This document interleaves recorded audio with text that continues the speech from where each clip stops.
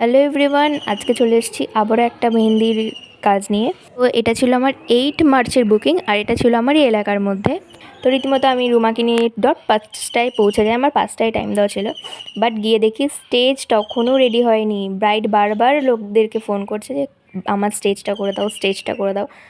তারা করেনি, তো অনেকটাই লেট হয়ে যায় আমাদের বসতে। মোটামুটি 6টা বেজে যায়, সন্ধ্যাও হয়ে গেছে, দেখতেই পাচ্ছ লাইটগুলো জ্বালিয়ে দিয়েছে, খুব সুন্দর লাগছিলো। তো যেহেতু একটু লেট হয়েছে, আমাকে কাজটা তাড়াতাড়ি শেষ করতে হবে। মেহেন্দি অনুষ্ঠান হচ্ছে মানে তার একটু নাচানাচি আছে, একটু গান, মানে বন্ধুর সাথে আড্ডা। তো সেই কারণে আমি কাজটা যতটা তাড়াতাড়ি সম্ভব করেছি।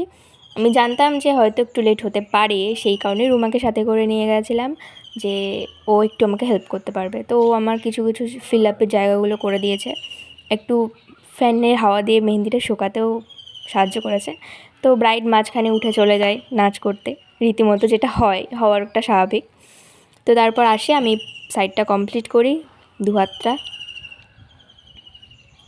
তারপর ব্রাইডের মুখ থেকে তার রিভিউটা শুনে নাও। বল, তোমার কেমন লাগলো? খুব সুন্দর লেগেছে। আমি অনেক দিন বলতে অনেক 1 বছর আগে ওকে আমি বুক করে রেখেছিলাম। এই যে তার প্রমাণ, নিজেরাই দেখো তোমরা। খুবই সুন্দর, খুবই সুন্দর। Thank you. মেহেন্দির কাজ কমপ্লিট। তো আমার এখানে কাজ কমপ্লিট হয়ে গেছে।